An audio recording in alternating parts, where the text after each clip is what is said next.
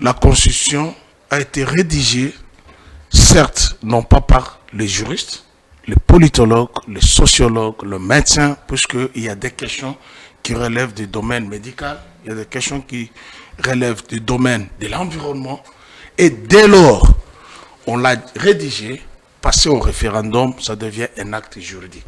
Je sais qu'il n'est pas dans la vérité, il va se casser les dents. Il n'est pas dans la vérité, je sais qu'il n'est pas dans la vérité.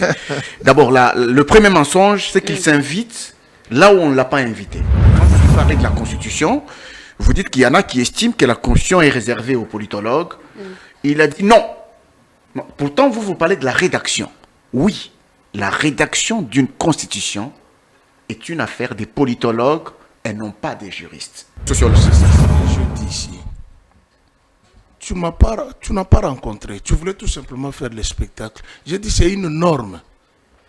Tu es en face du professeur. Tu oublies. Après cela, va chez toi. Laisse à quelqu'un d'autre. C'était la décision de tous les Congolais. La première des choses, il va d'abord aller chercher ceux qui ont levé les armes contre la République, condamnés ici en Ndolo. Il là, c'est qui? Le président sortant Tshilombo. Professeur d'enseignement gratuit, et je voudrais lui apprendre ce qu'il ignore lui-même, parce que lorsque on utilise les mots sortant, on ne l'utilise pas au lendemain de l'élection du président qui vient d'être élu. Pour un président de la République qui vient d'être élu pour son premier mandat, on ne dit pas président sortant. Vous avez expliqué le problème. Vous avez rédigé, comme vous dites, vous avez rédigé la Constitution. Nous avons codifié, respectons, c'est ça la norme.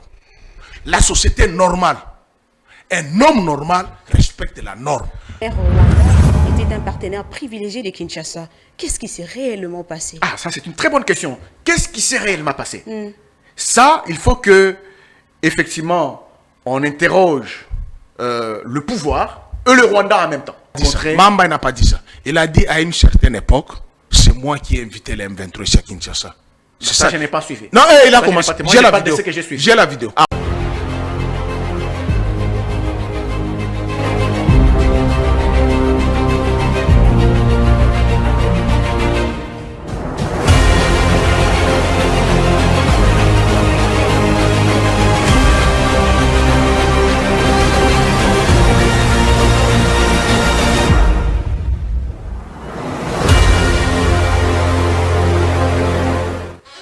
Bonjour et merci de nous rejoindre en direct de Congo Politique Plus. C'est l'endroit précis où le silence se brise et la vérité s'affronte. Au programme, la crise sécuritaire ou la crise politique en République démocratique du Congo. De quel dialogue avons-nous besoin? Et par ailleurs, nous parlons, la coalition 64 parle de la démission du chef de l'État et maintient sa marche le 22 juillet prochain pour exiger bien sûr la démission du chef de l'État. On va interroger la Constitution au cours de cette émission en ce qui concerne la démission du chef de l'État. Pour en débattre sans langue de bois, deux invités sur ce plateau, deux visions et une seule exigence, la vérité. Pour ce nouveau numéro, nous recevons pour vous, mesdames et messieurs, Ambroise Mamba et Pius Romain Roland. Alors, le débat est lancé et place au débat.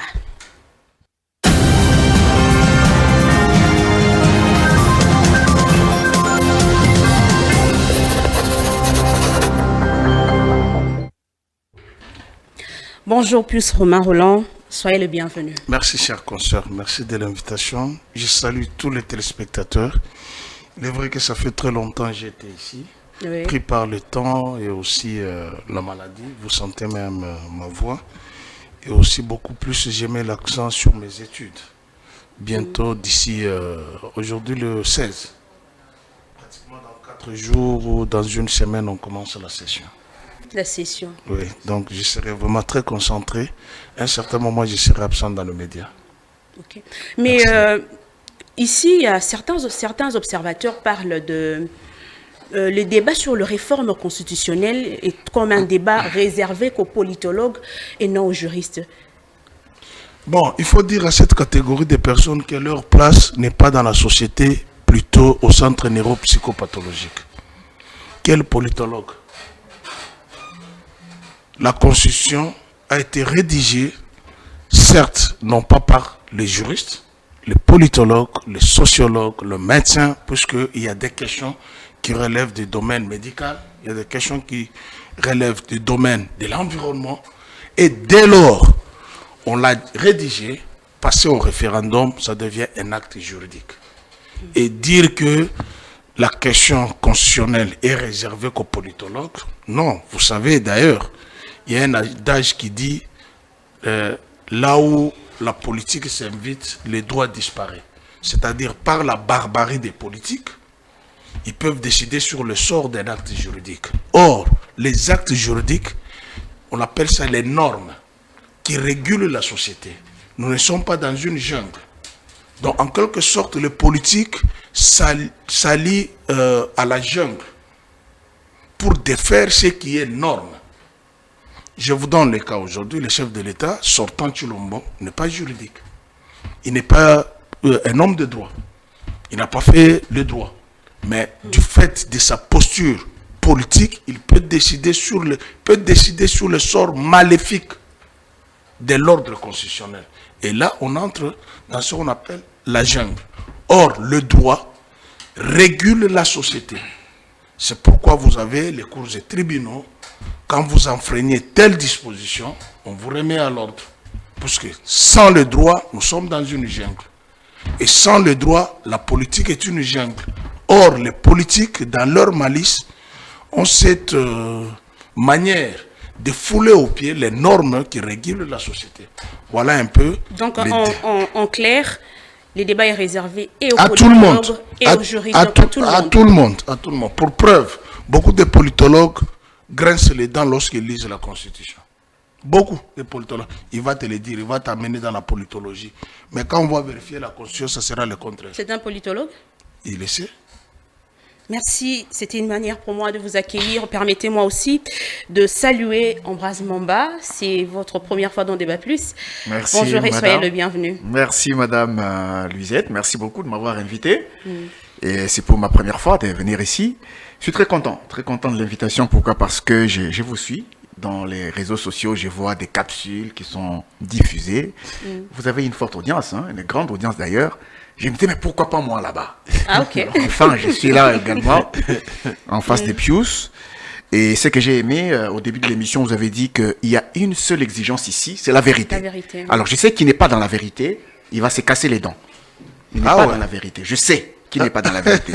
D'abord, le premier mensonge, c'est qu'il s'invite là où on ne l'a pas invité. Quand vous lui parlez de la Constitution, vous dites qu'il y en a qui estiment que la Constitution est réservée aux politologues. Il a dit non. Pourtant, vous parlez de la rédaction. Oui, la rédaction d'une constitution est une affaire des politologues et non pas des juristes. Ce sont les politologues et les sociologues qui rédigent des constitutions à travers le monde. Pourquoi ce sont les politologues et les sociologues qui rédigent?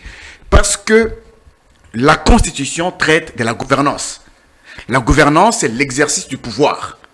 Le pouvoir ici, nous, politologues, nous les définissons comme une relation entre un acteur dominant qui décide et un acteur dominé qui obéit. C'est là que s'exerce le pouvoir. Maintenant, quand les politologues et les sociologues rédigent la Constitution, on a maintenant besoin à ce moment-là d'eux, les juristes. On a besoin d'eux pour codifier ce qui a été rédigé et en faire une norme juridique. C'est quand on en fait une norme juridique que les juristes, on a maintenant besoin d'eux. C'est là que nous disons qu'il s'est invité. Il a dit que le débat est réservé à tout le monde. Oui, les débats. Vous lui avez posé la question par rapport à la rédaction. Même les juristes. La rédaction. Oui, mais c'est une entorse. Wow. C'est une entorse. Wow. C'est une entorse. Ils s'invitent là où on ne les a pas invités. C'est pourquoi ils commettent beaucoup d'erreurs. Parce qu'ici, il s'agit de l'exercice du pouvoir réservé aux politologues. Ce sont eux qui sont censés rédiger des constitutions pour réguler l'exercice du pouvoir, mais eux, on les invite pour venir en faire une norme juridique. C'est pourquoi je dis que c'est le premier mensonge qui casse ses dents parce qu'il n'est pas dans l'exigence de l'émission qui concerne la vérité, rien que la vérité. Très bien, on va déjà prendre le premier sujet, dialogue. La seule question que je me pose pour ce nouveau numéro, dialogue, oui, on va dialoguer, mais pour parler de quoi? Il faut traiter les vrais problèmes. On en a eu de dialogue ici en République démocratique du Congo, mais on parle aujourd'hui d'un dialogue solide, plus Romain Roland. Pour parler dialogue, pour dialoguer, la réponse est qu'il y a crise. Mais pensez-vous que nous sommes face à une crise sécuritaire qui alimente, dis-je, la crise politique qui alimente une crise sécuritaire? Merci beaucoup, cher consoeur. Je voulais d'abord balayer ce qu'il a dit. Je n'ai pas contredit ici. Je n'ai pas dit ce que tu viens de dire, qualifié de mensonge. Tu as dit exactement ce que je dis, mais tu as exclu les juristes. Mais les juristes aussi ont rédigé cette constitution. Mampouya, c'est un juriste. Bochab, c'est un juriste. Toussaint Nkombe, c'est un juriste. Délice Sanga, son père, c'est un juriste. J'étais dans la rédaction de cette constitution. Avec un rôle pour codifier. Non, dans la rédaction. Oui, justement, c'est cette rédaction qui consiste à codifier ça qui vient des politologues et sociologues. C'est ça ce que je dis ici. Tu n'as pas rencontré. Tu voulais tout simplement faire le spectacle. J'ai dit c'est une norme. Après la rédaction, ça devient une norme pour éviter la jungle. C'est ça ce que je dis. Je n'ai pas dit les mensonges. Maintenant, vous voulez en faire votre nourriture, alors que c'est déjà codifié. Et c'est là où j'ai donné l'exemple des politiques qui, par la décision de ce que tu as dit, l'exercice du pouvoir, il y a les dominants et les dominés. Les dominés qui subissent, les dominants qui décident. Et c'est les dominants, la politique, j'ai donné l'exemple du président sortant, qui n'est pas juriste. Mais par sa capacité politique, il peut réduire la constitution et créer la jungle. C'est ça ce que je dis, madame. Tu ne m'as pas contredit. Ça vient chercher quoi? Le mot sortant vient chercher quoi? Mais il est sortant, non? Il est éternel. Non, sortant, c'est par rapport à quoi? Il est sortant. Il y aura élection en 2028, selon les normes. Okay. Il est sortant. Non? Okay. Mais dans ce cas, oui. Allez-y. Tu es en face du professeur. Tu oublies. Plus Romain Roland, la nature de cette crise, d'où vient la crise? C'est quoi la nature de cette crise? S'il faut parler de la nature de cette crise, vous n'avez qu'à ouvrir l'exposé des motifs. Depuis 1960, s'il faut aller dans la genèse, au lendemain de l'accession de la République du Congo, pas démocratique du Congo à la souveraineté nationale et internationale, 11 jours après, il y a eu sécession du Katanga. 29 ou 28 jours après, il y a eu sécession du Sud Kasaï. Il y a eu des coups d'État. Il y a eu des assassinats. Il y a eu des gens qui ont fait longtemps au pouvoir, la longévité au pouvoir. Il y a des gens qui se sont constitués en monarques pendant longtemps au pouvoir. Il y a eu des guerres, il y a eu des sécessions. Et pour mettre fin à ça, les Congolais se sont dit, taisons tout cela et mettons un ordre politique qui doit régenter la République démocratique du Congo au regard de tout le passé sombre et douloureux. Ils se sont mis à Sun City, ils ont rédigé la Constitution. Pas question pour qu'un individu décide seul, comme si la République démocratique du Congo était la cuisine de sa mère. Un seul individu ne peut pas gérer à lui seul. Le pouvoir arrête le pouvoir. On a mis 4 pouvoirs. Pas question d'un monarque qui fait longtemps au pouvoir. On a mis l'ordre constitutionnel. Bon, malheureusement, par la nature divine, le Congo est entouré de 9 voisins. Sur les 9 voisins, il est vrai qu'il y a beaucoup de voisins qui nous ont fait du tort. L'Angola, pour chasser nos réfugiés, chasser les Congolais, Brazzaville, ici n'en parlons pas. Mais il y a des nations qui ont levé les armes contre notre nation. Quelles sont ces nations? Vous avez l'Ouganda, vous avez le Rwanda et le Burundi qui se sont coalisés avec les forces rebelles d'hier. Je parle de la FDL. Je vous dis, il y avait beaucoup de rébellions. Mouléliste, Beigné, Gizenga, Soumialo, il y avait beaucoup. Les mercenaires qui étaient Bob Denard, il y en avait ici. Et on s'est décidé de mettre fin à cette histoire. On a mis fin. Le 18, le 19 décembre 2005, par la loi référendaire, les Congolais sont allés au référendum pour produire la norme qui doit régenter la République démocratique du Congo. Avec des missions précises, notamment d'un individu qui est à la fois un individu et une institution. Respecte la norme, après cela, va chez toi. Laisse à quelqu'un d'autre. C'était la décision de tous les Congolais. Mais on en arrive ici.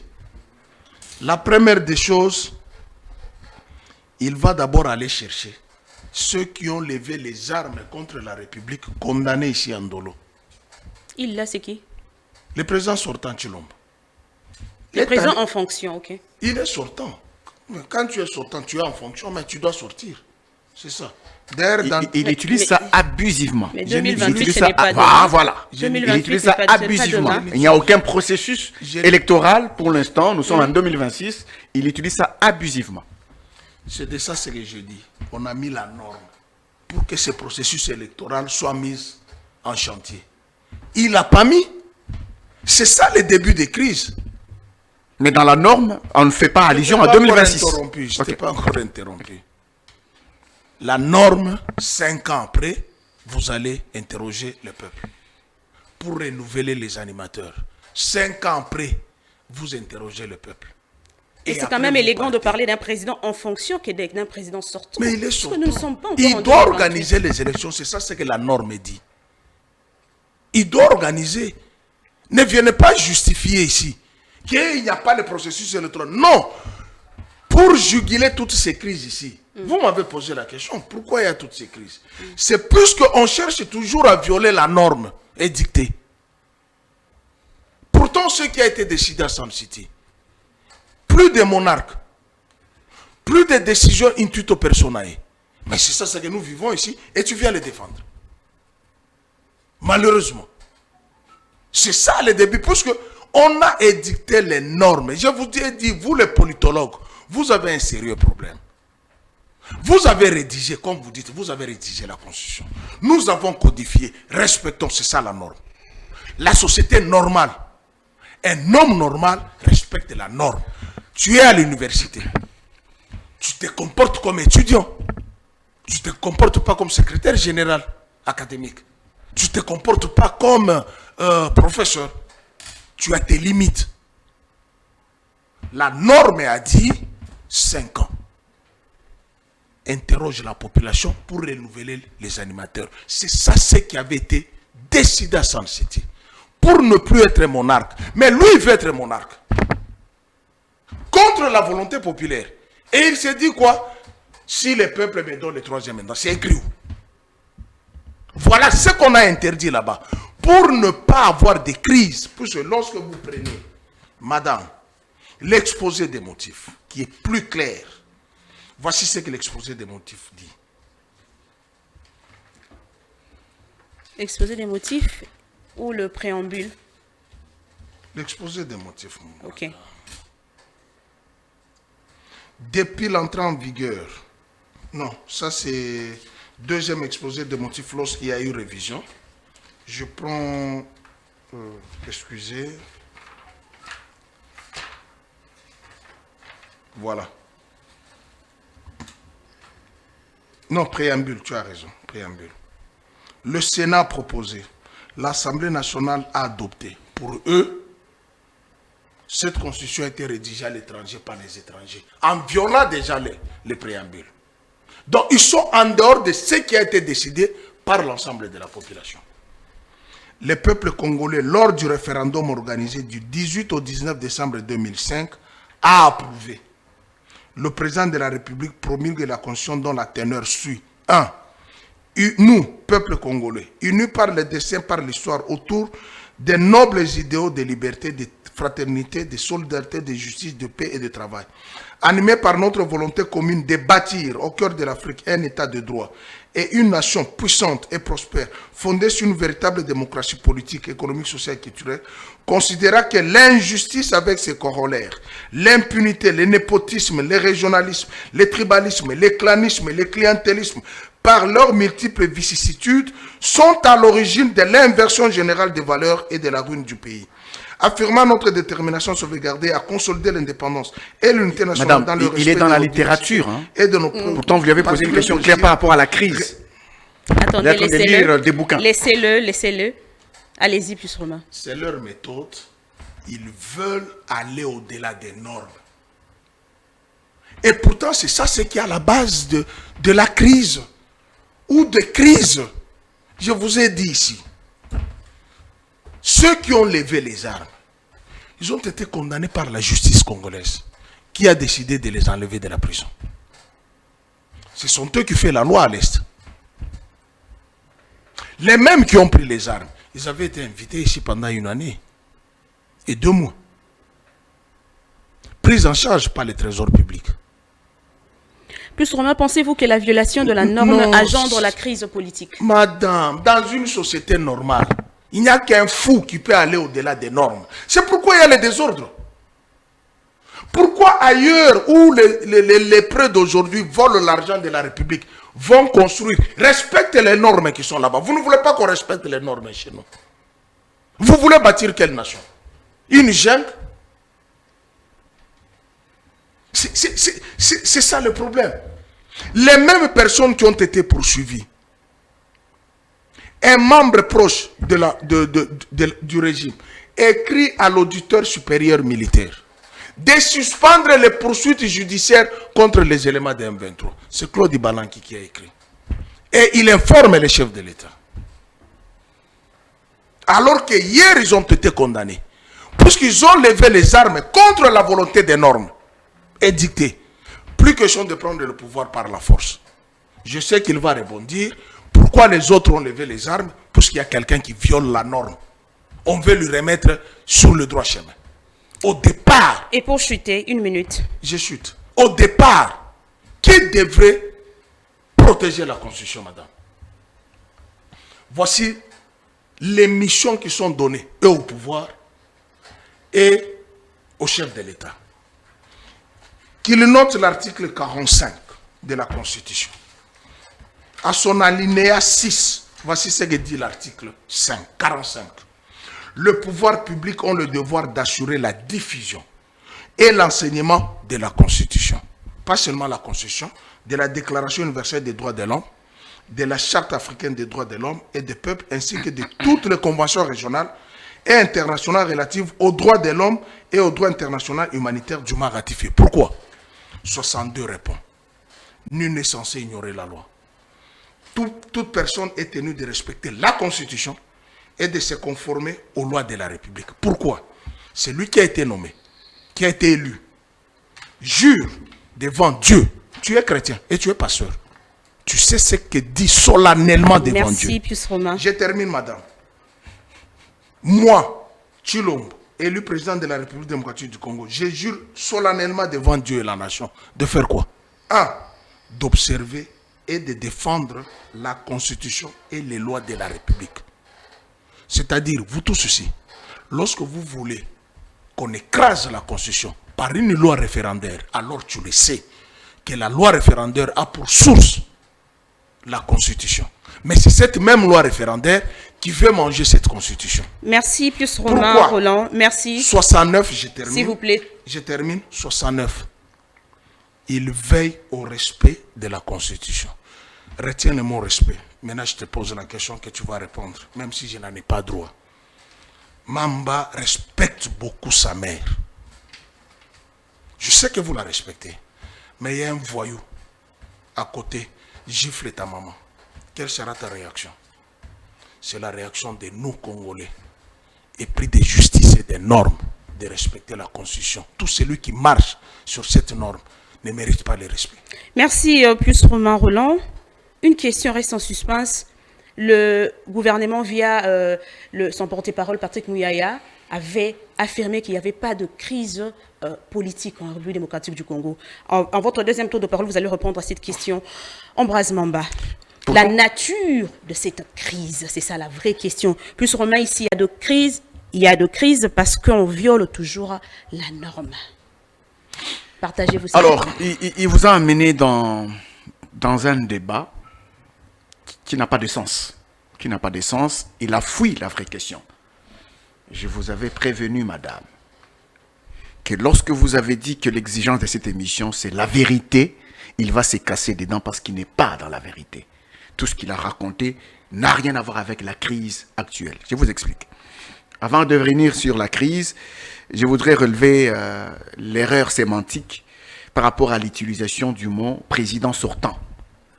Il est professeur d'enseignement gratuit et je voudrais lui apprendre ce qu'il ignore lui-même parce que lorsque on utilise le mot « sortant », on ne l'utilise pas au lendemain de l'élection du président qui vient d'être élu. Pour un président de la République qui vient d'être élu pour son premier mandat, on ne dit pas président sortant parce qu'il vient d'être élu. Et d'ailleurs, lorsqu'il y a un processus électoral ouvert, on dit candidat à sa propre succession, s'il est lui-même candidat. Pour le second mandat, pour la fin de la mandature constitutionnelle d'un président de la République, parce qu'il est censé ne pas être candidat, on n'utilise le mot sortant que lorsqu'il y a un processus électoral ouvert. Lorsqu'il n'y a pas encore de processus électoral, il est président de la République tout court. Parce que vous ne pouvez pas, après 3 mois, 4 mois ou une année de l'élection présidentielle, commencer déjà à appeler celui-là président sortant. C'est un non-sens, monsieur le professeur d'enseignement gratuit. C'est un non-sens. C'est seulement lorsqu'il y a une élection ou bien un processus électoral ouvert, même dans le cas de la Constitution dont vous parlez, lorsqu'on parle de l'élection présidentielle 90 jours avant, on n'est pas encore dans les 90 jours. On est en 2026 et 2028, c'est d'ici 2 ans. Donc, vous avez commis, je voudrais appeler ça erreur sémantique de votre part, d'utiliser, peut-être par mauvaise foi, le mot sortant. Je reviens à la crise. Il vous lit la Constitution, tout ça. Il a parlé de la norme. Il a parlé de la norme, on ne respecte pas la Constitution. Je voudrais lui rappeler quelque chose. C'est vous qui posez des questions, mais je vais aussi lui poser la question. Quand il prend tout ce qu'il a lu dans les préambules, dans tout ce qu'il a lu dans la Constitution, le respect de la Constitution, ainsi de suite, il oppose ça au fait d'actualité par rapport à la crise actuelle. Qu'est-ce qu'il en déduit? Qu'est-ce qu'il tire comme conclusion lui-même?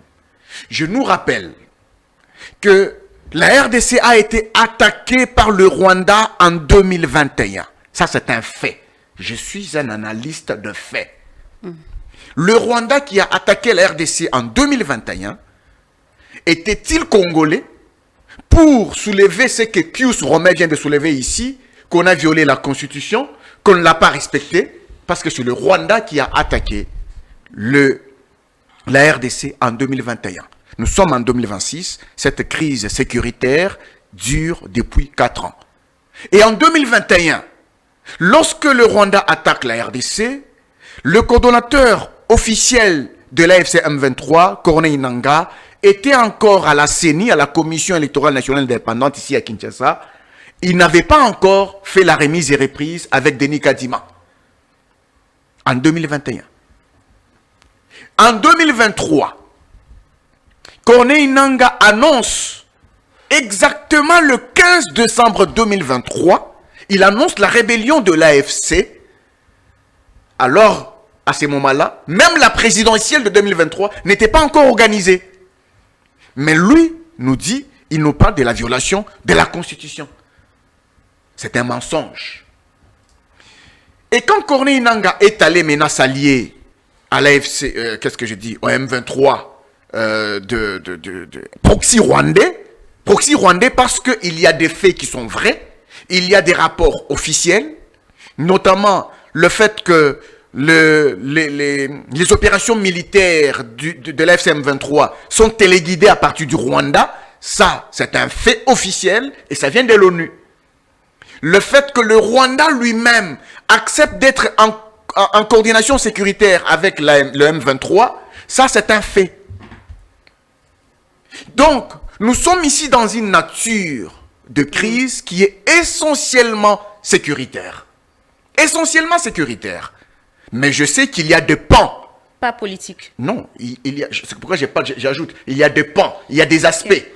Il y a des aspects politiques qui interviennent au lendemain du débat sur le changement de la Constitution. Mais qui est un débat tout à fait récent. Le débat sur le changement de la Constitution est récent. Il n'a rien à voir avec la crise sécuritaire. Lorsque nous parlons maintenant du dialogue, parce que c'est ça votre question, nous devons d'abord arriver à définir la nature de la crise. Merci. C'est quoi la nature de la crise? Ici, je voudrais reconnaître qu'elle est multiforme. Il y a un aspect lié à la sécurité, il y a également un aspect lié à la politique. Et l'aspect lié à la politique concerne beaucoup plus le changement de la Constitution parce que quand vous arrivez en interne, vous prenez la coalition article 64, elle n'a qu'un seul objectif, faire échec au projet de changement de la Constitution. C'est ça le projet, en fait, le combat de la coalition article 64. Mais quand vous prenez la FCM 23, il ne faut pas les mettre dans un aspect politique de la crise. Ce sont des dépendants du Rwanda.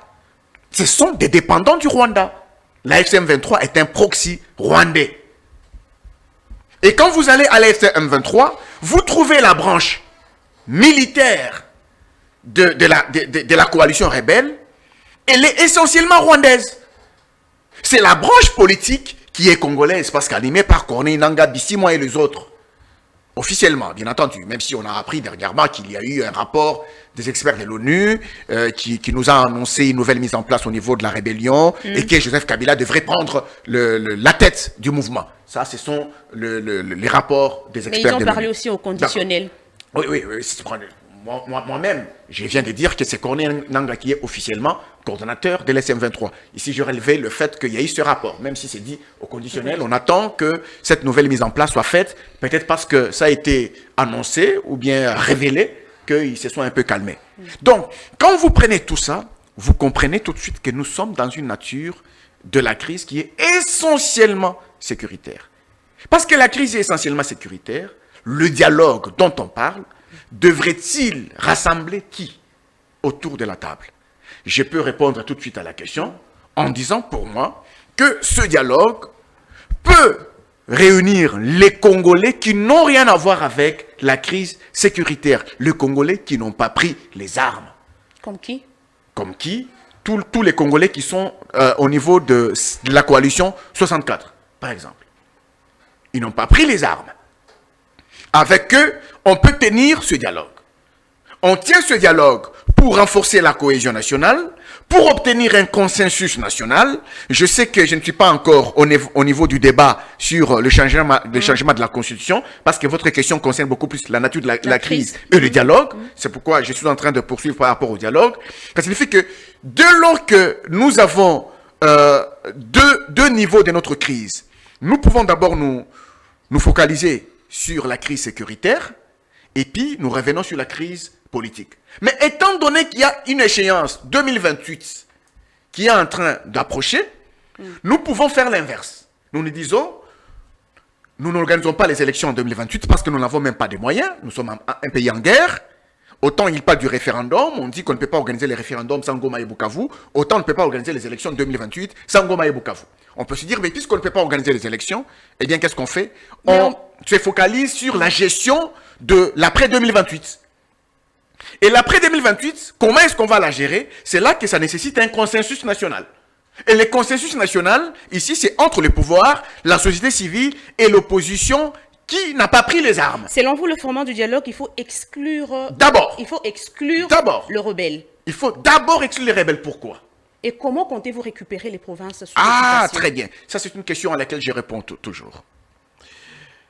Il y a un piège, madame. Il y a un piège qui tend à faire croire aux gens que lorsqu'on va approcher ceux qui ont pris les armes, on va récupérer Goma et Bukavu. C'est un piège. Pourquoi? Parce que ceux qui ont pris les armes ont une dette à payer au Rwanda. Et puisqu'ils ont une dette à payer au Rwanda, le Rwanda leur a permis de prendre Bunagana, Goma, Bukavu et Uvira. Il s'était retiré d'Uvira dernièrement. Puisqu'ils ont une dette à payer au Rwanda, quand ils vont venir, ils seront porteurs des revendications du Rwanda. Ce que j'appelle les revendications collaborationnistes. Parce qu'ils seront porteurs des revendications du Rwanda, si vous voulez récupérer Goma et Bukavu, eh bien, vous devriez faire la volonté du Rwanda. Et si vous ne faites pas la volonté du Rwanda, vous n'aurez pas Goma et Bukavu. Parce que l'occupation militaire de Goma et Bukavu est essentiellement rwandaise, elle n'est pas congolaise. Les Congolais qui sont à la M23, quand ils viendraient participer au dialogue national, ils vont venir comme politiques, ils vont parler, mais si vous ne faites pas la volonté du Rwanda, ils ne vont pas vous garantir la récupération de Goma et Bukavu, ni la restauration de l'autorité de l'État dans ces parties occupées, non. Sauf si vous faites la volonté du Rwanda. Or, le piège est exactement là. Okay. Parce que si vous faites la volonté du Rwanda, vous retournez le Rwanda sous la tutelle. Vous retournez la RDC, je voulais dire. Vous retournez la RDC sous la tutelle du Rwanda. Rappelez-vous de ce que le ministre Julien Paluku nous dit.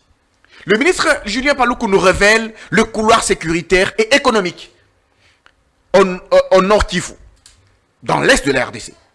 Le couloir sécuritaire qui consiste à quoi? Le Rwanda travaille sur sa propre sécurité, mais en utilisant les Congolais. Si vous voulez nommer un commandant région des FARDC, il faut qu'il vous donne l'aval de la personne que vous allez nommer. Si c'est plus Romain qui doit être nommé, il faut que le Rwanda vous dise oui. Vous devez les nommer. Et la personne que vous allez nommer commandant région des FARDC, dans la partie orientale, commence à travailler pour la sécurité du Rwanda avant la sécurité de la RDC. C'est ça les couloirs sécuritaires. Ça signifie qu'un jour, si vous dites que le Rwanda vous a tellement dérangé et que vous voulez attaquer le Rwanda, vous devez d'abord commencer par combattre la première barrière définie par votre propre Congolais, commandant région des FARDC. Donc c'est lui qui garantit au Rwanda la sécurité avant même le Rwanda eux-mêmes. Ça, c'est le couloir sécuritaire. Donc vous devez vous assurer que vous devez le battre lui. Vous devez battre les ex-combattants AFC M23 qui sont arrivés au niveau des FARDC par les brassages et le mixage et qui, eux, ensemble, travaillent pour la sécurité du Rwanda. C'est ça les couloirs sécuritaires du Rwanda. Et donc vous affirmez ici que nous sommes d'abord infiltrés. Oui, mais je ne suis même pas encore au niveau. Je ne suis même pas encore au niveau de l'infiltration. Oui, l'infiltration, elle existe, elle est réelle. On en a parlé plusieurs fois. On a arrêté des généraux et ainsi de suite. Mais c'est ça, effectivement. C'est ça le couloir sécuritaire. Quand vous nommez un commandant FARDC avec l'aval du Rwanda, ça signifie que la personne que vous nommez commence à travailler, tout en étant congolais, hein, mais il travaille pour la sécurité du Rwanda. Donc si vous voulez faire la guerre au Rwanda, vous devez commencer par battre celui-là, votre propre commandant région, et ces ex-combattants M23 qui sont au sein des FARDC, lorsqu'ils réintègrent les FARDC, ils sont toujours gardés au Nord Kivu. C'est ça le couloir sécuritaire. Le couloir économique ici, c'est qu'eux-mêmes favorisent au Rwanda de piller les ressources naturelles de la RDC. C'est ça le couloir économique. Nous sommes maintenant plus proches de la victoire. Plus proches de la victoire par rapport à cela. Maintenant, si vous réunissez les Congolais autour d'une table, surtout ceux qui ont pris les armes, donc, vous vous exposez à accepter les revendications collaborationnistes. Notamment, vous devez accepter le brassage et le mixage. Vous prenez les ex-combattants AFC M23, vous les réintégrez au sein des FARDC. Ils vont vous parler de l'autonomie de gestion, peut-être de la partie orientale. Vous devez accepter ça. Et quand vous acceptez ça, vous dites aux Congolais, oui, nous avons eu la paix. Une paix de façade. Vous dites aux Congolais, oui, nous avons récupéré Goma et Bukavu. En réalité, vous n'avez rien récupéré. Parce que vous avez retourné les couloirs sécuritaires du Rwanda. Vous l'avez retourné. C'est là que j'ai dit, pour moi, il faut d'abord un dialogue au premier plan. Le premier dialogue avec les Congolais qui n'ont pas pris les armes. Nous avons un consensus national. Nous avons la cohésion nationale.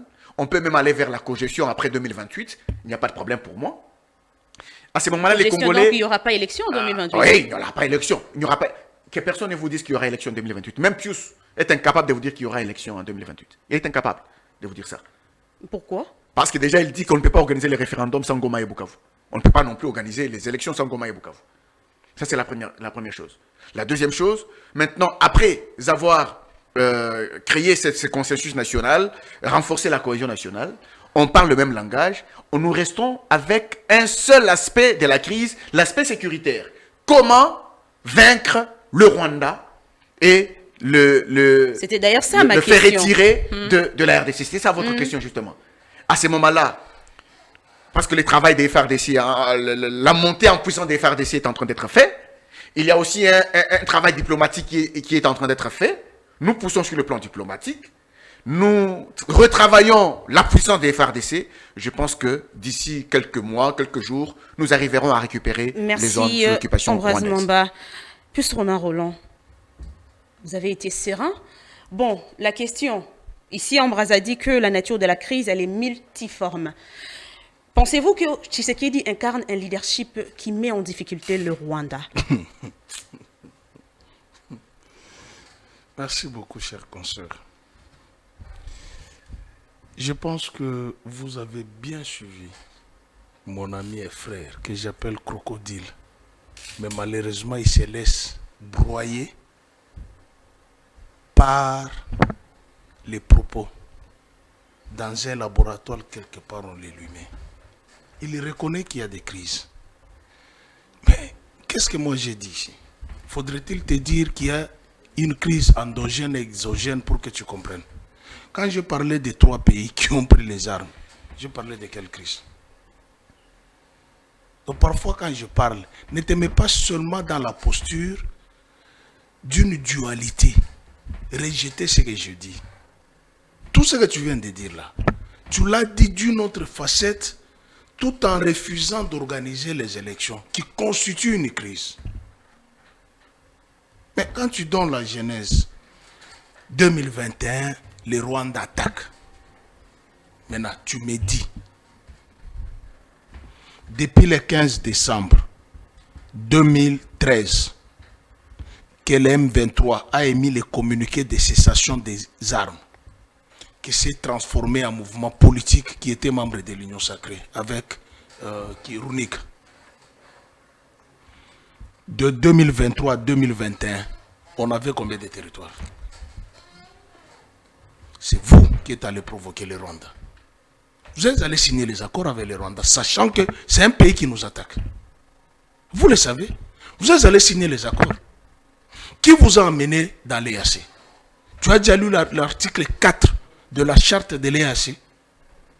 Il avait dit, lui-même, on ne sera plus dans un même pays, c'est la communauté East Africa qui sera un seul pays pour nous. Sachant que l'EAC, au sein de l'EAC, il y a nos agresseurs. Nous l'avons dit plusieurs fois sur le plateau de télévision. 1. Je prends tous les pays de l'EAC. Il y a combien de francophones? 2. Les Congo et les Burundi. Le reste sont les anglophones. Et beaucoup sont les anciens seigneurs de guerre. Sud-Soudan, Ouganda, Rwanda. Et tu sais ce qui s'était passé à Nairobi après l'élection. Tu sais ce qui s'est passé en Tanzanie. On a tué Magufuli. Nous étions à la SADC. Mais qui nous a amenés? Qui, Bifor Bissele l'a dit ici, nous avons les minéraux. Et ils ont les carnets d'adresse. Vous êtes allés vers eux. Vous êtes allés créer la crise. Et vous voulez donner la leçon aux gens ici. Comme si on était amnésique. Hein, mon frère? Reviens un peu à la raison. Même ce que tu dis là, vous avez lu tantôt parle des crises récurrentes depuis 1990. Je reviens, ma soeur. J'ai donné la date. Le 15 décembre 2013, le M23 émet un communiqué. Après avoir été vaincu et l'arsenal militaire confisqué, 26 tonnes de matériel. Et Toumba est vivant. Malheureusement, Delphin Kaimbi qui avait donné la communication. Mais tu peux aller sur la plateforme de notre consoeur Sylvie Bongo. Tu peux trouver l'émission. Comment Kabila avait mis 3 axes pour vaincre cette nébuleuse. Mais Runiga, après qu'il soit transformé en mouvement politique, s'est allié à l'Union, exigeant même le divorce de cash avec l'FCC. Tu le sais. Parce que vous devrez faire la volonté de celui qui nous a agressés pendant longtemps. Mais vous accusez Joseph Kabila d'être le proxy de mèche avec les Rwandais, alors que c'est vous. Qui a dit que Joseph Kabila était un proxy? C'est vous qui affirmez alors qu'il est proxy alors. Je vous ai pas interrompu. Je vous ai pas interrompu. J'écoute les communicateurs de l'Union Sacrée. J'écoute nos confrères proches de l'Union Sacrée. J'écoute certains responsables politiques. Tu viens de citer le nom de Julien Paloukou. N'est-ce pas? Il peut te dire combien le Rwanda a pris comme minerai là-bas. Mais moi, je peux te citer les noms des gens qui ont arrêté les minéraux dans les pneus de la MONUSCO. Et tu sais ça. Moi, je ne suis pas amnésique. Hein? Tu sais ça. À l'époque de Kabila, combien on a arrêté les véhicules de la MONUSCO avec les minéraux. Et je peux te citer les noms de ceux qui ont arrêté. Et le pouvoir, le régime actuel, les a mis de côté. C'était un monsieur, j'ai toujours oublié son nom, un élancé. Il était communicateur de l'AMP. Il a été nommé coordonnateur antifraude. Il y avait aussi Koundos, maire de Goma. Ils ont arrêté combien de camions? Dis-moi, ces 2 personnes-là sont où avec votre régime? Et pour revenir à la question. Ma soeur, laisse-moi d'abord parler, puisque les étudiants risquent de croire qu'on a écrasé les professeurs. Alors que le professeur a de la matière. Il est en train de se battre pour se sauver, alors qu'il est déjà mort. Je ne me bats pas. Allez-y. Je t'ai parlé des crises endogènes, des crises exogènes. Mais tu nies qu'il n'y a pas de crise politique. C'est avoir de mauvaises foi. Le problème avec vous, c'est lequel? Joseph Kabila, c'est la bête noire à battre. Vous lui attribuez tout. Même les faux rapports là. Elle t'a dit au conditionnel. Toi, tu es intellectuel. Lorsque tu rédiges un rapport, c'est quoi d'abord un rapport? C'est le résumé de ce que tu as vécu sur les faits. Tu le transposes en écrit. Maintenant, comment un rapport peut être conditionnel? Il semblerait que Mamba était à l'université, mais il n'était pas là. Comment tu peux avoir la crédibilité de ces rapports? Et tu en fais cas dans une émission suivie par les intellectuels. Un rapport conditionnel. Quand vous avez rédigé la loi référendaire. Encore un document. Au conditionnel. C'est la loi référendaire. Oui, au conditionnel. Tu veux que je te lise les articles qui sont conditionnels? Pour vous montrer comment vous avez l'esprit machiavélique. Maman, lis l'article 20, le début de l'article 20. Qu'est-ce qu'il dit, l'article 20? Article 20. Si la majorité de votants... La majorité, c'est fini. À peine commencé. Si, c'est déjà le conditionnel. Il ne me reste que 2 minutes. Maman, laisse-moi balayer, s'il te plaît. Il dit ici, premier mandat pour renouveler, on l'appelle candidat à sa propre succession. Oui, puisque la Constitution le lui autorise. Et je peux lire la disposition. La Constitution le lui autorise.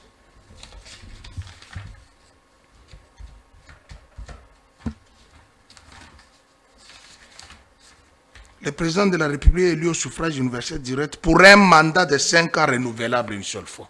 C'est-à-dire l'autorisation le lui autorise. C'est pourquoi au premier mandat, il est candidat à sa propre succession. Mais il peut devenir sortant. Il peut devenir sortant. Vous savez quand?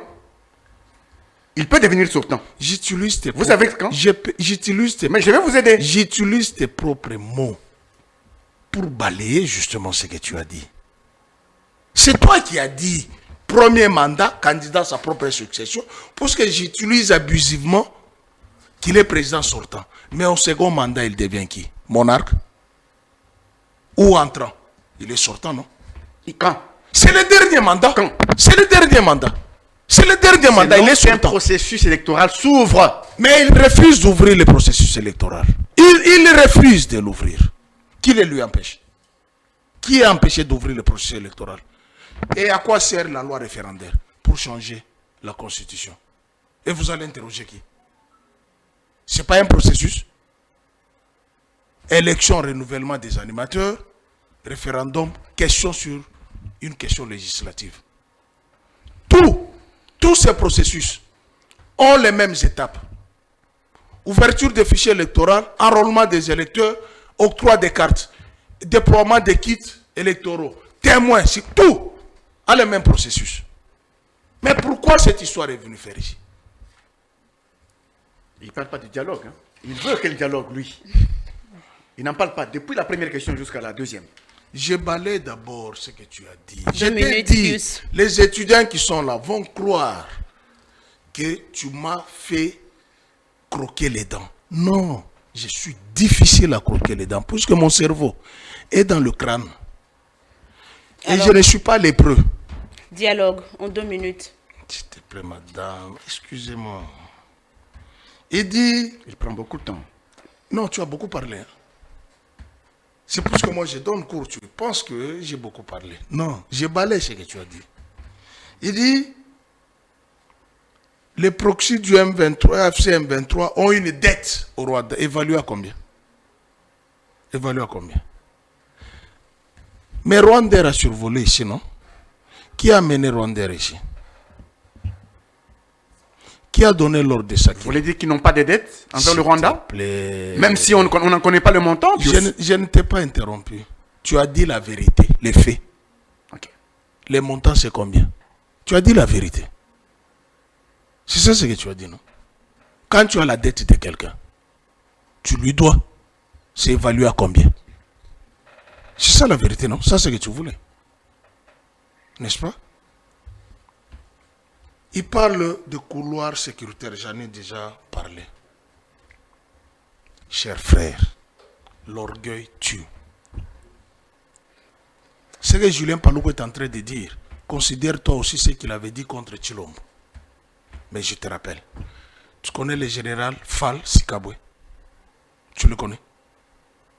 Vous rétorquez la question, ça on n'en sortira jamais. La MONUSCO et les Rwandais voulait le départ de Fall Sikabwe. Il est vivant. Là, à l'Est. Mais qui a refusé? C'est Joseph Kabila. En quoi la nomination ou les nominations des généraux doivent passer par Kigali? Mensonge. Et les militaires, les gouverneurs militaires qui sont là-bas. Les territoires sont pris. Donc, eux aussi sont les valets du Rwanda. Il a parlé de l'infiltration. Et puis, c'est une honte. C'est une honte. Le Grand Congo. Comme mon petit nez là, avec ma grosse tête, les grands Congo. Et tu as cité le Rwanda combien de fois? Plus Romain, il a parlé de l'infiltration. C'est pas lui qui peut parler de l'infiltration. C'est pas lui. Sache que toutes les nations sont infiltrées. Sache-le. Pourquoi il y a KGB? Pourquoi il y a CIA? C'est pour lutter contre les infiltrations. Vous avez déjà mis à la place publique combien d'infiltrés? Vous êtes au pouvoir. Dressez-nous la liste. Elle dit tel nom, tel numéro matricule dans les FARDC, tel grade, c'est un infiltré. Depuis 8 ans, ils ne parlent que de ça. Mais ils oublient que l'UDPS était l'allié du RCD Goma, qui est aujourd'hui considéré comme le bras du Rwanda. Mais l'UDPS était l'allié du RCD Goma. Et tu le sais qu'il y a eu 2 Sun City, 1 et 2. 1, c'est là où devrait y avoir l'accord de cascade, dénoncé par Etienne Tshisekedi. Il est allé à la Tchopo. On lui a déroulé le tapis rouge. Derrière lui, tu connais les têtes qui étaient là, tu connais la photo. L'actuel ambassadeur de la RDC en France, Émile Ngoye, sur cette photo. Kounda Batoire est sur cette photo. Roubero est sur cette photo. Mouba qui venait de faire récemment une émission, il a confirmé que l'UDPS était à Kigali pendant 2 ans. Merci, Pius Chuté. Pourquoi, quand c'est vous qui allez là-bas, vous n'êtes pas les proxys, mais tu préfères relayer les propos du ministre des Communications qui avait nié qu'on a arrêté les Rwandais sous les champs d'opération ici par les FARDC, mais Mouya y avait nié. Tu sais ça? Merci, Pius. Qui exclure ou inclure de la table de négociation afin d'avoir un dialogue solide? Je termine par ça et puis j'aborde la question. En une minute, s'il vous plaît. Une minute. As-tu déjà ouvert l'accord de Washington? Quand tu parles des couloirs économiques, tu as déjà ouvert l'accord de Washington. Est-ce que l'accord de Washington reconnaît le Rwanda comme agresseur? Vous avez toute la latitude d'insérer... La résolution 2773 reconnaît le Rwanda comme agresseur. La résolution 2773. La résolution n'a aucune valeur contraignante, tu le sais. C'est la résolution qui a une valeur contraignante et non pas l'accord. Ce sont les accords qui s'exécutent de bonne foi. Juriste, tu devrais le savoir. Tu sais combien de... Juriste, professeur d'enseignement gratuit, tu devrais le savoir. Je ne t'ai pas interrompu. C'est la résolution qui est contraignante. Ce sont les accords qui s'exécutent de bonne foi. Je ne t'ai pas interrompu. Chuté, Pius Romain.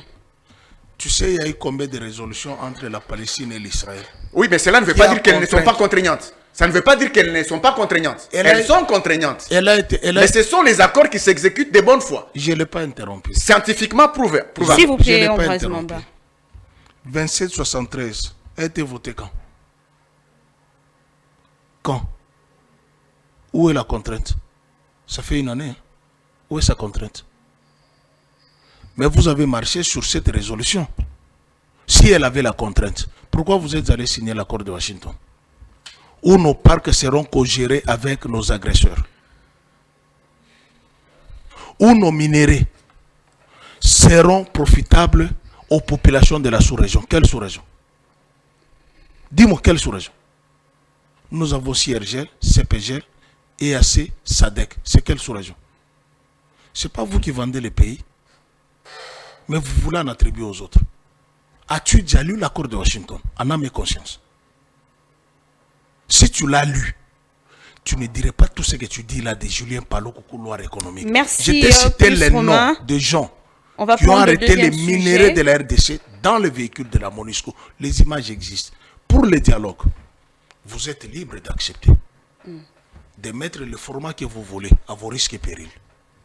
Puisque vous n'avez pas la capacité militaire de défaire ceux qui sont là-bas. Selon vous, qui inclut puisque pour eux, non, c'est à eux. Ils ont la capacité de décider. Il vous a dit ici, nous voulons... Mais c'est l'opposition qui propose le dialogue. Il t'a dit ici, nous voulons l'opposition non armée. Et entre-temps, les FARDC montent en puissance. Ça fait 8 ans que vous parlez de la montée en puissance des FARDC. Entre-temps, vous les insultez des clochards. Merci, Lutte de la pression de Washington. Ouvrir à serrer entre les mains de ces gens-là.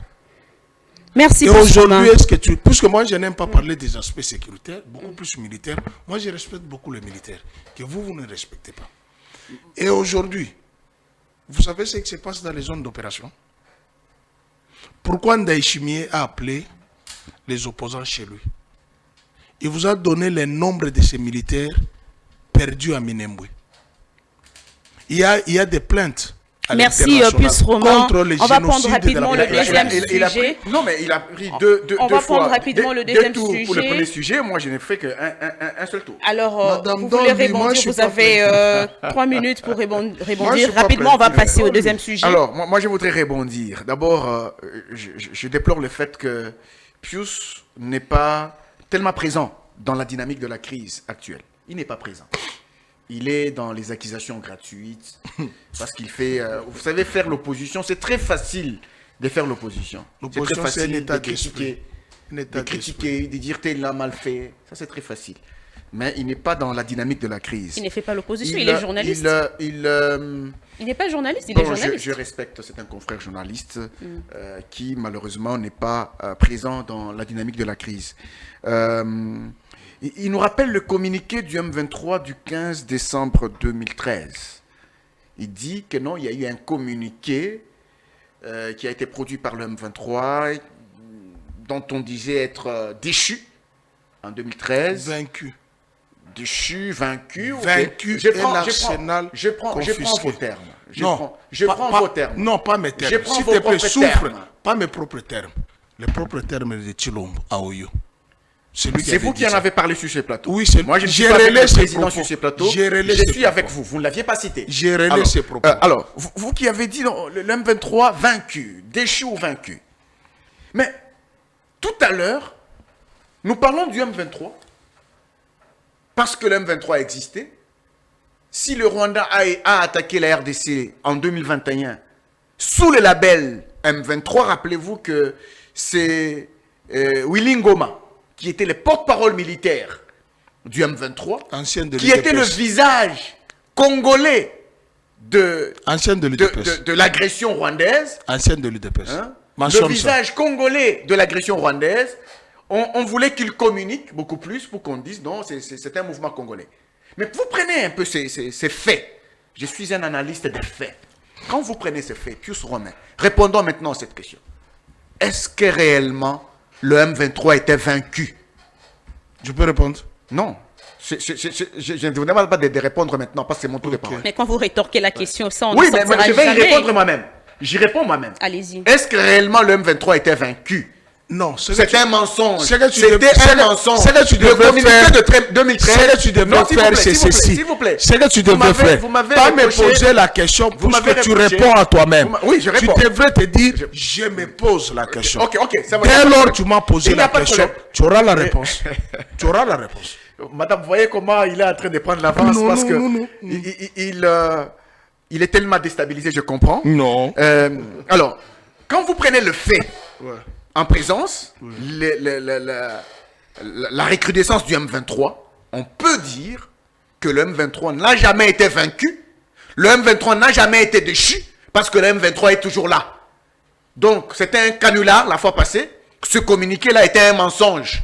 Mais il s'appuie sur ce communiqué. Au lieu de regarder que par rapport aux faits actuels, c'était un mensonge. Normalement, lui, Pius devait s'en prendre aux gens du M23 pour leur dire, mais vous nous aviez menti en 2013 que vous avez été déchus, que vous n'existez plus militairement. Vous nous aviez menti, pourtant vous êtes là. Vous êtes en train de déstabiliser nos institutions. C'est ce qu'il devrait relever normalement, mais malheureusement, il ne l'a pas dit. Alors, je reviens par rapport à la résolution 2773. La résolution 2773 parle bien de l'agression rwandaise. Si vous lisez la résolution 2773, lui-même, je sais qu'il lit beaucoup, il est dit dans cette résolution que le Rwanda participe de manière directe et indirecte dans la guerre.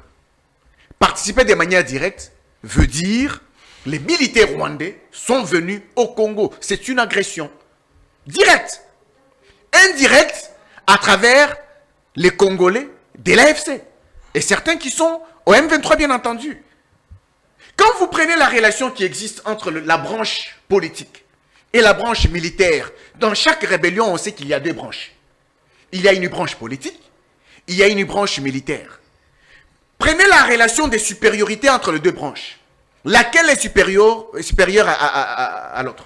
C'est la branche militaire qui est supérieure à la branche politique. Or, la branche militaire est essentiellement rwandaise.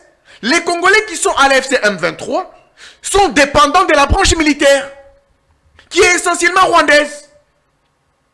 De ce point de vue, lorsqu'on dit que le Rwanda a participé de manière directe et indirecte, ça c'est la résolution 2773 du Conseil de sécurité des Nations Unies, ça veut dire que le Rwanda a agressé la RDC et le Rwanda a les déçus sur les Congolais de l'AFC M23. Et puisque les Rwandais a les déçus, c'est pourquoi vous voyez quand vous allez dans le CONOPS qui avait été signé en 2024 à Luanda, à l'Angola, qui a été annexé à l'accord de paix signé le 27 juin 2025 à Washington, ce CONOPS parle de la levée des mesures défensives. Donc le Rwanda accepte d'avoir envoyé ses troupes sur les territoires congolais, mais en les appelant mesures défensives. Juste une manière de fuir le mot agression. Et bien évidemment, je comprends que le fait que dans l'accord de paix signé à Washington, il n'y ait pas spécifiquement un mot lié à l'agression. Je comprends que les États-Unis ont toujours utilisé le Rwanda comme son gendarme dans la région de Grand Lac. Je comprends qu'il y a cet aspect lié à la géopolitique mondiale. Nous sommes un pays faible. Et les vrais accords, madame, les vrais accords sont rédigés par les militaires au front. Ce ne sont pas les politiques ou les diplomates autour de la table. Ah là, c'est selon vous. Hein? Non, pas selon moi. Il le sait. Les vrais accords sont rédigés par les rapports des forces militaires sur terrain. Lorsque les diplomates se retrouvent autour de la table, ils écrivent quoi? En réalité, les diplomates écrivent les rapports des terrains. Ce que vous avez perdu sur le plan militaire, vous ne pouvez pas le retrouver autour d'une table. C'est pour cela la faiblesse congolaise liée au fait que nous nous sommes retrouvés un pays occupé depuis Bunagana en 2022 jusqu'à aujourd'hui. C'est vrai, c'est notre faiblesse qui se retrouve là et qui s'est fait ressentir dans les accords signés. C'est pourquoi nous continuons à travailler sur la puissance de notre armée. Pourquoi? Parce que c'est seulement lorsque nous aurons une armée réellement puissante que nous pouvons chasser de force l'armée rwandaise du territoire congolais. Il a parlé de Ndayishimiye.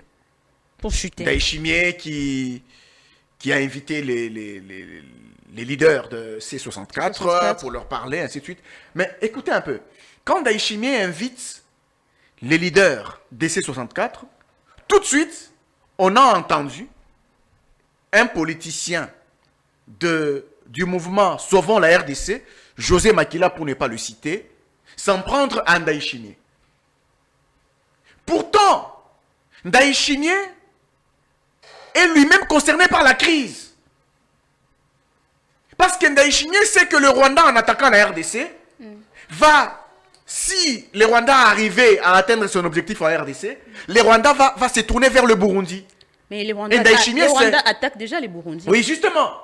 C'est pourquoi Ndayishimiye, comme ami à la RDC, veut aider la RDC à trouver la solution à sa crise. Mais José Makila c'est un Congolais. C'est un Congolais. José Makila dit qu'il n'inspirait pas confiance. C'est de ça dont je suis en train de parler. La confiance dont tu parles, c'est quoi en réalité? C'est juste parce que Ndayishimiye est ami à la RDC. José Makila veut qu'on lui dise que le président William Ruto du Kenya va jouer à la médiation et là, il va accepter. Tout en sachant que William Ruto est ami à Paul Kagame qui agenouille le Congo, qui agenouille la RDC.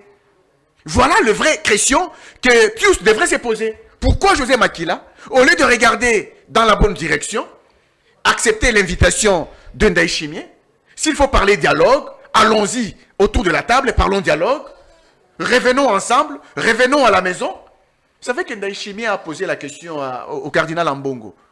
Lors de la remise et reprise entre Lorenzo et lui-même à Addis Abeba, lors du sommet de l'Union africaine, Ambongo est allé le voir pour qu'on organise le dialogue dit inclusif en RDC. Ndayishimiye a posé la question à Ambongo. Savez-vous que votre pays est-il agressé ou non? Est-ce que vous savez que votre pays est agressé ou non? C'est à ce niveau. Nous parlons de quoi, Madame Luzette? Nous parlons de quoi? Est-ce que nous parlons d'une crise politique sans existence de crise sécuritaire? Ou nous parlons de la crise sécuritaire sans existence de la crise politique? Une crise politique qui mais la crise politique dont il est question sécuritaire. La crise politique dont il est question, il y a une dynamique de la crise sécuritaire. La crise sécuritaire commence en 2021. Tshisekedi est encore dans son premier mandat. Tshisekedi est encore à son premier mandat. Le débat sur la constitution n'intervient que maintenant, lors du second mandat. Et dans le débat lié à la constitution, on peut dire oui, il y a une crise politique parce que dire pourquoi le Rwanda dit exactement ceci.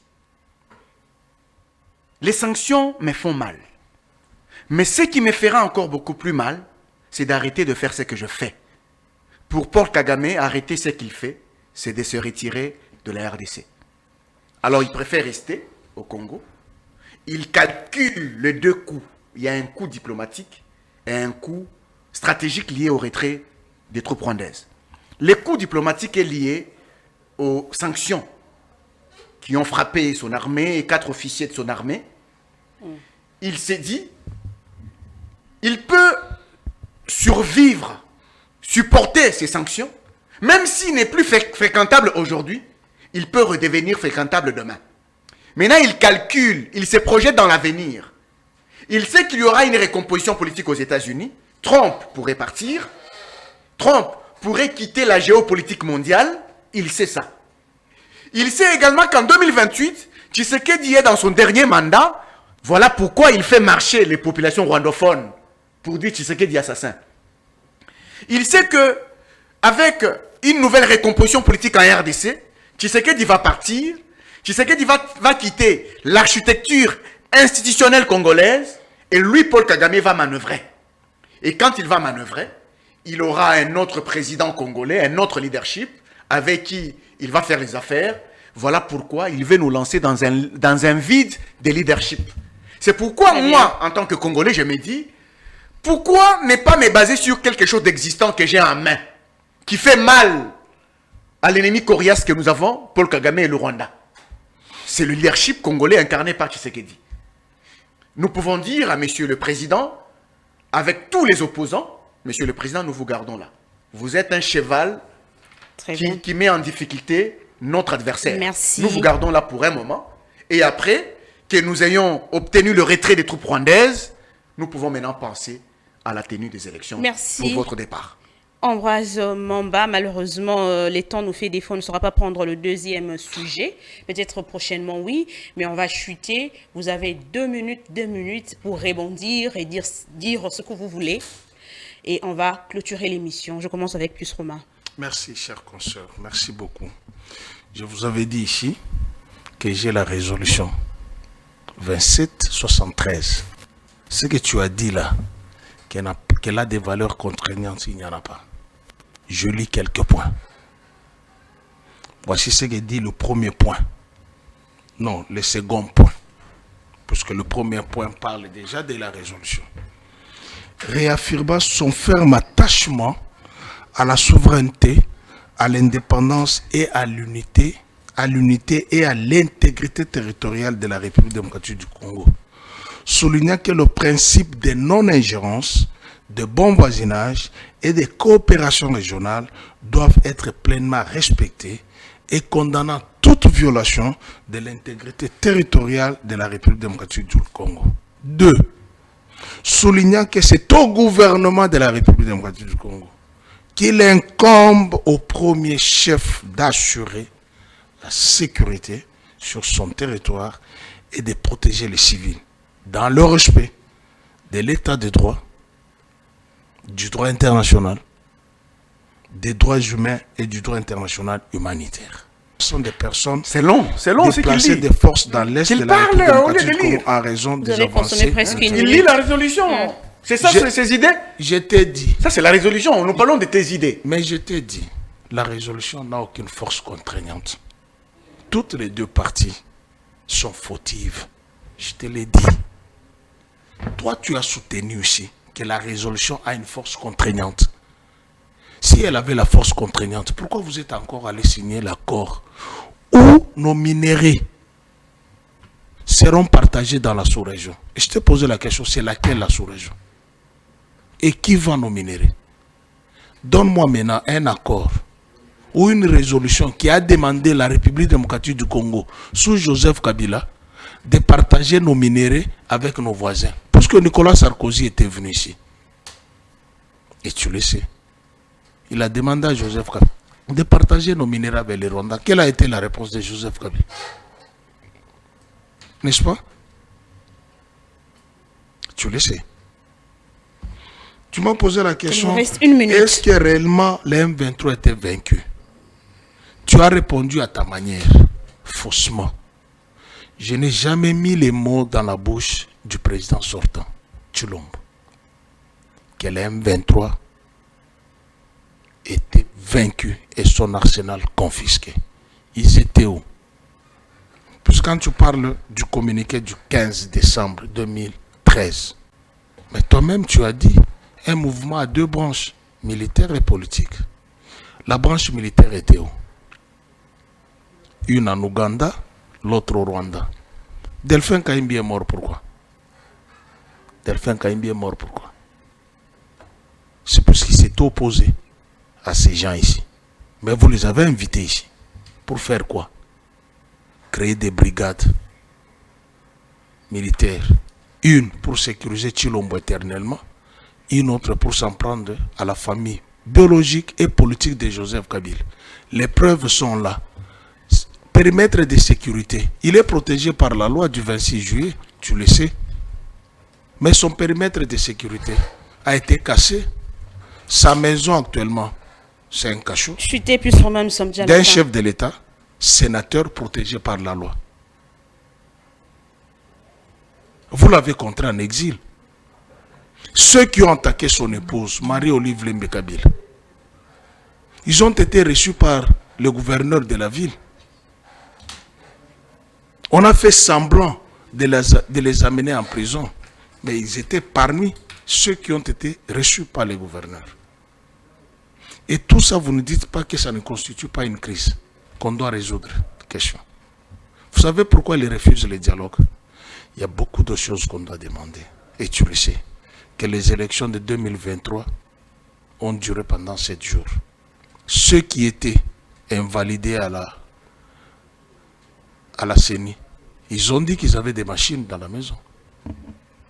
Tu le sais. Il y a eu des invalidés. Merci, on nous a promis une deuxième liste qui n'a pas lieu. Merci, Pius Romain. Tu connais la question des RAM, registre d'appareils mobiles. On nous a volé l'argent. Merci, Pius Romain. Aujourd'hui, s'il te plaît, madame. Nous sommes déjà à la fin. C'est déjà la fin, malheureusement. Aujourd'hui, Kabila, que vous condamnez. Kabila, que vous condamnez. Il a laissé 0 dette.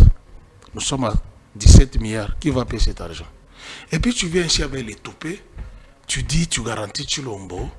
Non, tant qu'il n'y a pas élection, tu restes là-bas jusqu'à ce que le Rwanda va retirer ses troupes.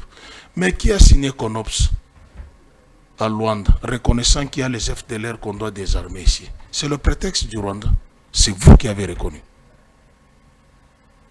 qu'il y avait des FDLR que vous devrez désarmer. À Doha, vous parlez avec qui? Si le M23 n'est qu'une coquille vide, à Doha, vous parlez avec qui? Puisqu'à Washington, on n'a pas vu le représentant de M23. On a vu Paul Kagame là-bas.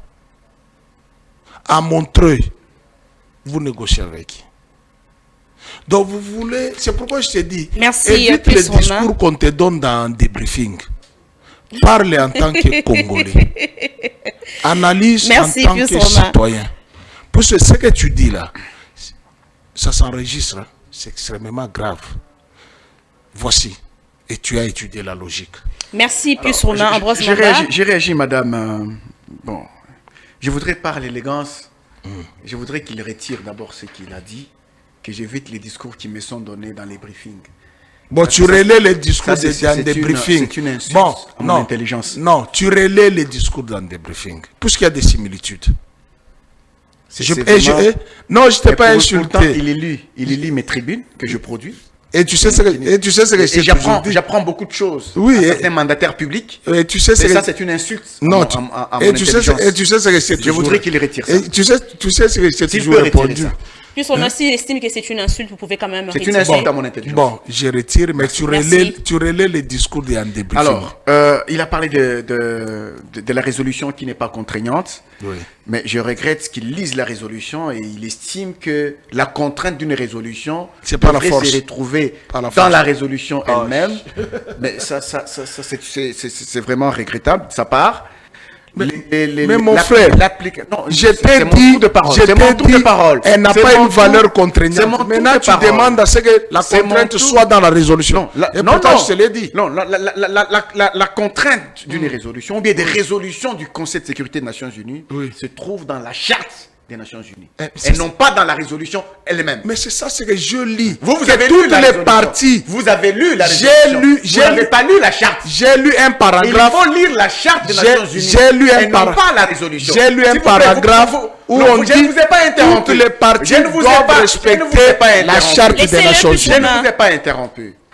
Je ne vous ai pas. Oui, mais quand on dit que toutes les parties doivent respecter la charte des Nations Unies et que la charte impose ou bien la charte fait allusion à la contrainte, ça signifie que la RDC et le Rwanda doivent respecter ce que dit la charte des Nations Unies. Donc l'applicabilité des résolutions se trouve dans la charte et non pas dans la résolution elle-même. C'est pourquoi je dis que l'exigence de cette émission, c'est la vérité, rien que la vérité. Je savais qu'il allait se casser les dents. Alors, la deuxième chose. Alors, il se moque de l'accord de paix et non pas la résolution. Il dit l'accord de paix signé entre la RDC et le Rwanda, c'est un bradage des minéraux, ainsi de suite. Mais si c'est un bradage des minéraux, ça signifie que le Rwanda a trouvé son compte. Mais pourquoi le Rwanda continue à faire la guerre? Si c'est un bradage des minéraux. Non. Reprends. Non, j'aimerais que tu reprennes ça. Je voudrais qu'on a laissé parce que nous sommes déjà à la fin. Oui, reprends ce que tu as dit. Reprends. Il dit que l'accord de Washington est un bradage des minéraux en faveur du Rwanda. Oui. Donc, le Rwanda non, pas en faveur du Rwanda. Le Rwanda est pas en faveur du Rwanda. Non, de la région. Ah, voilà. Voilà. Le Rwanda y compris. Voilà. Le Rwanda y compris. Parce qu'à Washington, on a signé un accord cadre d'intégration économique. Ouais. Qui a été signé entre la RDC et le Rwanda. Tu l'as lu. Justement. Alors, mais si c'est un bradage des minéraux, mais pourquoi le Rwanda continue à faire la guerre? Parce qu'il y a d'abord un accord en bilatéral avec le médiateur, les Nations Unies, et un accord qui concerne la sous-région. Donc le Rwanda est doublement bénéficiaire. Mais si le Rwanda est doublement bénéficiaire de ce bradage des minéraux dont Pius parle, pourquoi le Rwanda continue à faire la guerre? Sous quelle Une autre question que je lui poserai, qui ne répond peut-être pas aujourd'hui, qu'il va répondre à la prochaine émission. C'est moi qui clôture l'émission. Tu as peur que je clôture? Qu'est-ce qui reste encore à faire? Qu'est-ce qui reste encore à faire? La démission de Tshilombo. Non. C'est ça ce qui reste. Je suis en train de parler de l'accord. Non, c'est l'accord là. C'est déjà foutu. Laissons-moi le sceller, nous sommes déjà à la fin. Laisse-moi terminer. Laisse-moi terminer. Allez-y, chutez. Qu'est-ce qui reste encore à faire? Qu'est-ce qui n'est pas fait dans les accords qui ont bradé les minéraux? Ah, tu reconnais quand même qu'on a... Non, c'est vous qui en parlez. Oh. C'est pour vous faire voir... Toi, tu l'as pas lu. Oui, je vous fais voir... Tu l'as pas lu. Tu l'as pas lu. La congestion de nos parents. Je vous fais voir l'absurdité de vos arguments. De vos arguments. Alors, s'il y a des accords qui ont engagé la RDC vers le bradage de ces minéraux, pourquoi le Rwanda continue à faire la guerre? Et je vais dire deux choses et puis je clôture par là. Rapidement. Dans la résolution de conflits, on ne néglige aucun fora dans les résolutions de conflits. Parce qu'il se moque de la résolution, il dit, il y a la résolution, mais pourquoi vous êtes encore allé signer l'accord? Mais on ne néglige aucun fora dans la résolution de conflits à travers le monde. Vous savez, l'affaire de Lockerbie en Libye, c'est une résolution du Conseil de sécurité qui a résolu le problème, si vous permettez la tautologie. Et qui a mis ça signifie la Libye en désert. Ça signifie tout simplement... Qui a mis la Libye en désert. Non, ça signifie tout simplement que cette résolution tu es fier de la Libye 2773 peut nous donner la paix. Merci. Le problème se situe au niveau des rapports de force. Non, j'ai pas fini. En Libye, il y a la paix. En Libye, il y a la paix. En Libye, il y a la paix. S'il vous plaît, plus, c'est déjà la fin. Donc, le problème se situe au niveau des rapports de force entre les pays qui ont le droit de veto au niveau du Conseil de sécurité des Nations Unies. Il sait de quoi je parle. C'est pourquoi nous nous retrouvons là. Les États-Unis sont pratiquement divisés en deux entre l'administration Trump et les multinationales qui souhaitent que nous puissions rester dans les statu quo, les multinationales qui profitent de ce que fait le Rwanda et qui ne voudraient pas voir l'administration Trump réussir son pari de paix à travers les accords signés et en bilatéral avec les États-Unis et en bilatéral avec le Rwanda. Je termine par ceci. Il faut couper. Si vous voulez que tout se résolve, il faut que Joseph Kabila, Corneille Nangaa, Tshilombo. Bertrand Bisimwa. Tshilombo. Non, il n'est pas parti au conflit. Tshilombo n'est pas parti au conflit. Non, oui, je vais le dire. Je vais le dire. Parti au conflit. Il faut d'abord que Joseph Kabila. Tshilombo. S'il vous plaît, madame. Parti au conflit. Laissez-le, s'il vous plaît, Pius. Il faut que Joseph Kabila, Corneille Nangaa, Bertrand Bisimwa coupent le cordon ombilical qui les lie au Rwanda. Et qu'ils permettent à la RDC de retrouver sa cohésion nationale. À ce moment-là, il viendrait autour de la table. On va parler en congolais, on va rentrer dans la politique interne. Ils ont des choses à reprocher à Tshisekedi, et moi je les encourage à le faire.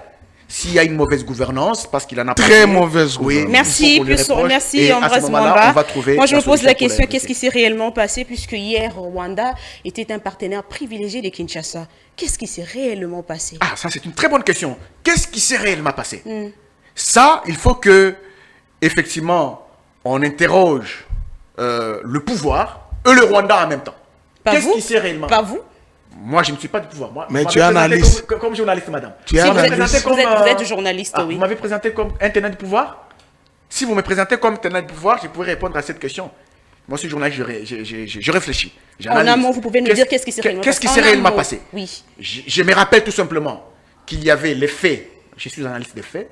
Je me rappelle tout simplement qu'à l'époque où Tshisekedi venait de prendre le pouvoir, il y a le M23 qui arrive au Congo pendant 14 mois, logé à Fleuve Congo Hôtel. Le président de la République, lors d'une conférence de presse, lors d'un briefing, on lui pose la question sur la question, il a dit qu'il n'avait pas rencontré personnellement le M23. C'était son ministre il n'a pas dit ça. Non, il n'a pas dit ça. Mamba n'a pas dit ça. Mamba n'a pas dit ça. Il a dit à une certaine époque, c'est moi qui ai invité le M23 à Kinshasa. Ça, je n'ai pas suivi. Non, il a commencé. J'ai la vidéo.